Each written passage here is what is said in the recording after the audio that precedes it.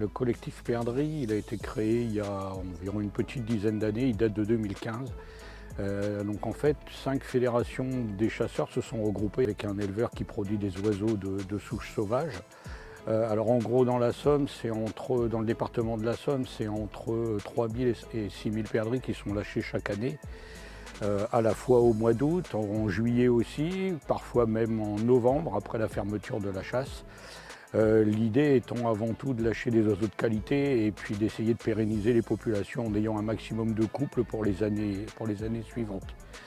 Alors en termes de résultats, pour la perdrix c'est très compliqué en ce moment. Depuis des années, ce ne sont que des mauvaises années de reproduction qui sont relevées chaque année. On a un bon appariement des oiseaux, les oiseaux qu'on appelle F3, F2 ou F3, donc encore une fois qui sont de souche sauvage, ça parie bien, on retrouve bien les couples au printemps. En termes de survie, on n'est pas trop mal. Il ne faut pas oublier que c'est des oiseaux qui sortent d'élevage, donc on n'est pas si mal que ça. Alors on a une survie qui est quand même relativement bonne. Les oiseaux s'accouplent, on les retrouve au printemps, et puis malheureusement, je dirais comme toutes les autres perdrix, qu'elles soient d'élevage ou d'ailleurs qu'elles soient sauvages, elles ont de grosses difficultés à se reproduire dans la nature. Je dirais simplement qu'une perdrix d'élevage ne peut pas faire mieux qu'une perdrix sauvage.